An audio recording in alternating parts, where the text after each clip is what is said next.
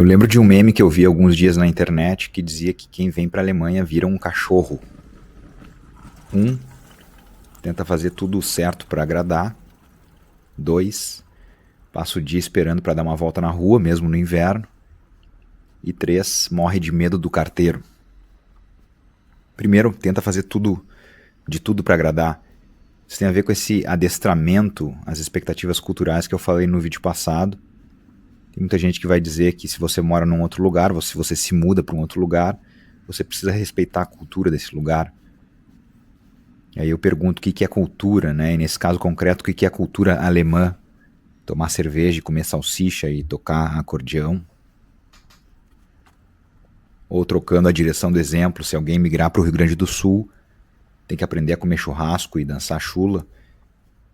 E se a gente pensar em cultura, então, como produção de objetos simbólicos, né, produtos da imaginação humana, num tempo histórico, por que essa cultura deveria excluir a diferença, o olhar de quem vê o mundo com outros olhos, olhos que viram outras paisagens, antes de caminhar, de viajar e migrar? Se a gente pensar em cultura artística, em livros, música, poesia, teatro, arquitetura, dá para pensar que quanto mais diversidade, mais complexidade tiver uma cultura, mais rica e mais interessante ela vai ser. Um personagem dessa caminhada aqui vai ser o Kurt Tucholsky, e o Tucholsky uma vez perguntou, né, por que a cultura tem que coincidir com as fronteiras de um território que na origem, na Europa, eram fronteiras definidas pelas relações conjugais entre reis e rainhas. Por que a gente tem que pensar em cultura territorialmente? E aí lá no meme do cachorro também tem o medo do carteiro, que é importante também no tema dessa caminhada aqui sobre frieza e obediência. O frio entendido de várias formas. Quem mora na Alemanha com frequência sente um frio na barriga quando recebe cartas, principalmente quando é uma carta da burocracia estatal. Frequentemente essas cartas assim, vêm, né, chegam com algum tipo de punição ou informando uma ameaça de punição pelo descumprimento de alguma norma, da qual o infrator, e aí o infrator com ou sem aspas, muitas vezes nem tinha ideia. Se ler a letra pequena no contrato já é difícil na tua língua original, imagina numa língua como o alemão. E soma isso também essa ideia de que qualquer infração, por mais insignificante ou desproposital, deve ser punida, senão a ordem social viraria desordem ou viria abaixo.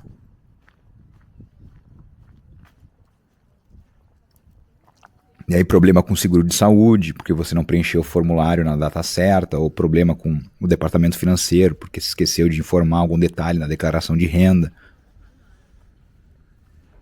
Problema com o proprietário do apartamento, porque algum vizinho reclamou que você usou a máquina de lavar na hora errada. Com a empresa de telefonia, porque estava previsto no contrato que depois de 2 anos o valor mudaria, mas você não lembrava, e aí faz meses que está pagando o mesmo valor. Tudo isso é passível de punição. Tem punição prevista para quem anda de bicicleta na calçada. Tem punição para quem atravessa a rua no semáforo vermelho. Outro exemplo, né? É raro comprar em parcelas na Alemanha porque ficar endividado é um problema financeiro e social e moral. A palavra para dívida é a mesma palavra para culpa, Schuld.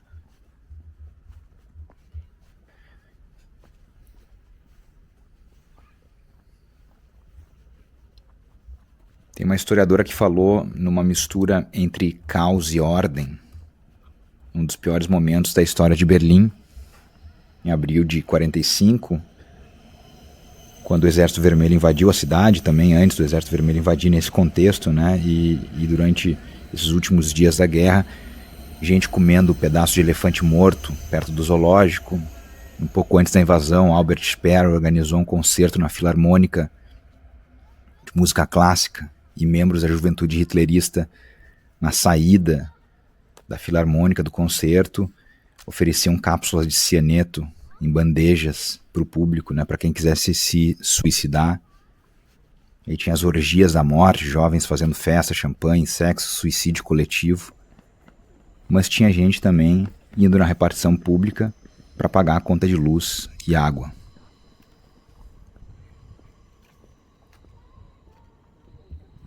Tem outra história parecida, né, no contexto do fim da Primeira Guerra, não da Segunda Guerra, mas da Primeira Guerra Mundial, na Revolução de Novembro de 1918, no levante espartaquista, guerra civil entre os Freikorps e os comunistas, aí bala para tudo que é lado, assassinato, caos político, social, violência, grupos tentando conquistar o vazio de poder depois da fuga do Kaiser, e policiais foram acionados porque alguém tentou entrar no museu sem ingresso.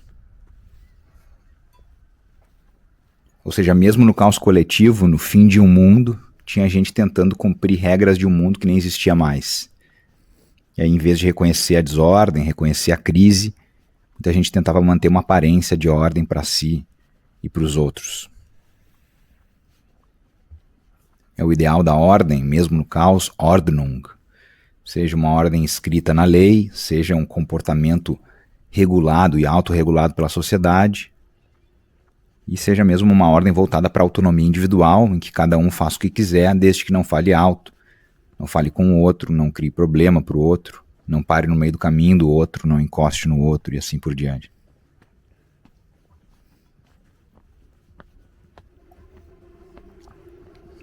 E aí aqui a gente pode falar numa história da indiferença, do não se importar com o sofrimento do outro, com o drama do outro, e só perceber o outro quando ele se desenquadra da ordem. O outro deve existir minimamente, ou não existir na minha percepção, a menos que eu aceite que ele entre no meu espaço de existência, dentro de condições controladas e com regras claras.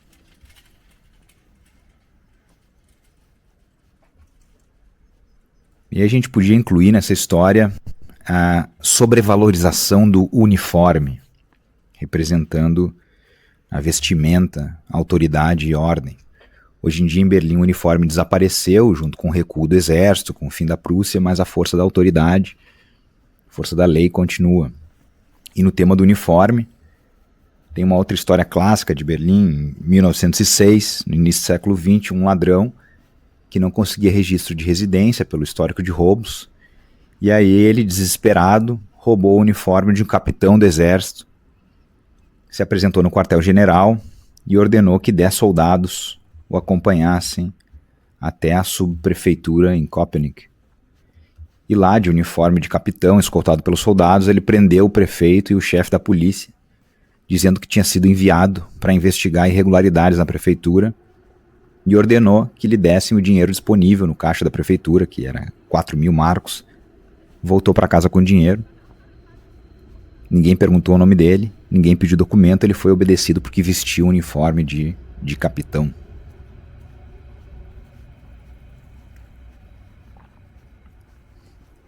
E nessa história da obediência ao uniforme tem um momento crucial, que é quando os reis prussianos começam a se apresentar em obras de arte, não mais com coroas e capas luxuosas bordadas com florais e veludo, seda, perucas, anéis, mas com uniformes militares, de capacete, armados, com medalhas e insígnias militares. O rei como um soldado, né? O general supremo, comandante político e militar na mesma pessoa.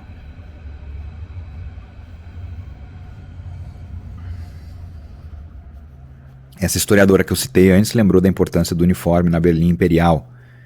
Porteiro, taxista, servente, motorista de ônibus, todos usavam uniformes, todos uniformizados, numa sociedade uniformemente ordenada em funções, em atributos. Pelo menos esse era o ideal, a autoimagem de uma sociedade que logo começaria a colapsar. E aqui a minha hipótese interpretativa, não pelo excesso de paixão violenta, mas precisamente por esse exagero de regramento, esse respeito à ordem, submissão à autoridade, misturado com a indiferença ao outro, do lado, do teu lado. Kurt Tucholsky, um Heinrich Heine da República de Weimar, nesse período entre guerras, o Tucholsky escreveu um artigo em 1924 chamado Rosto, Gesicht, que foi traduzido na versão inglesa para Face of a German, rosto de um alemão, uma tradução controversa, né, porque o original do Tucholsky é só rosto.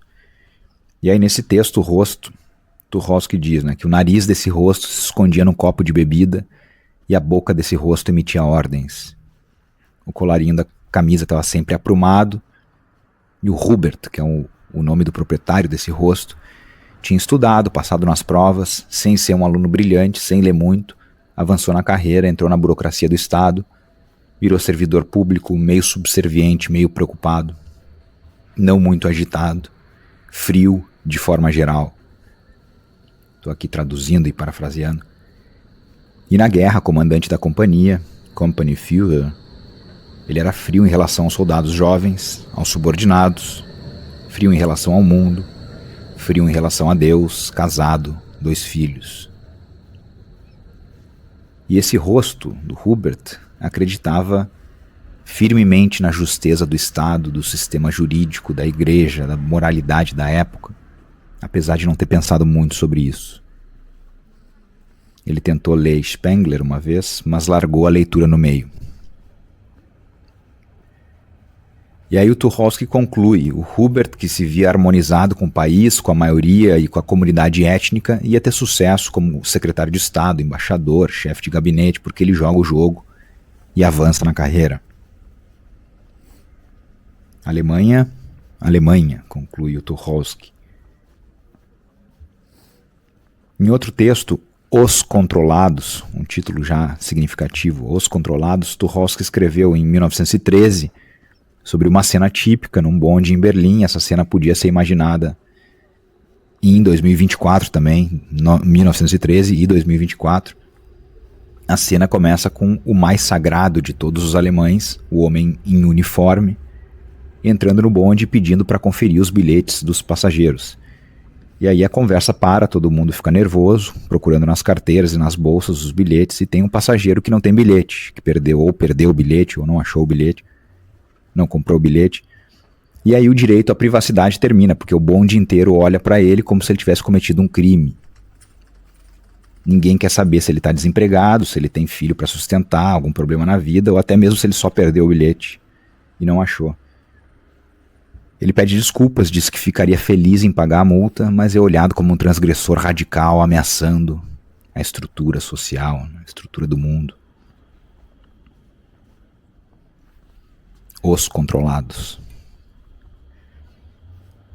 E o homem em uniforme é o controlador. Né? Em outro texto em que criticava o militarismo alemão, Tucholsky disse: obediência sem insight moral é um absurdo.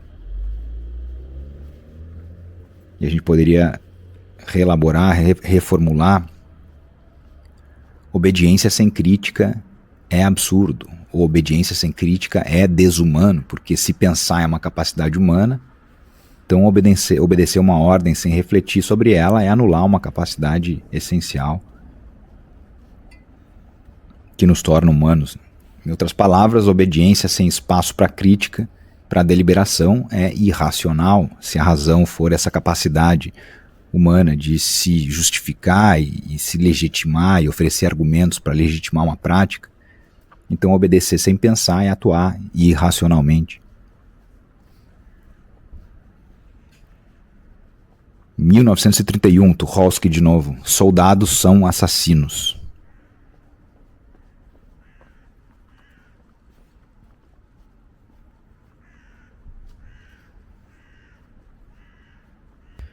Não porque querem matar, mas porque a função deles exige matar.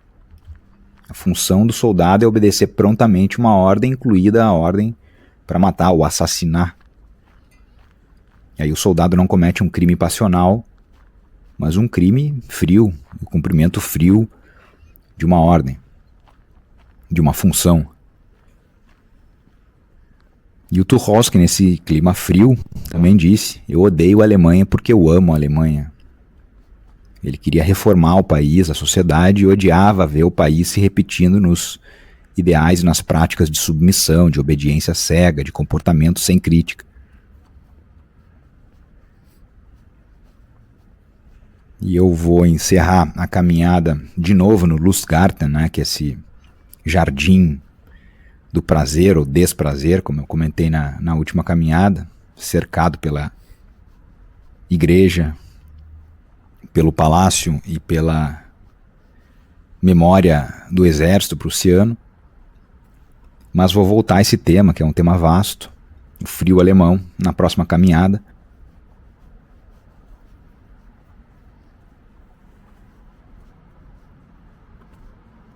E é isso. Espero que tenha feito algum sentido. Vamos nessa, caminhando e pensando. Um abraço.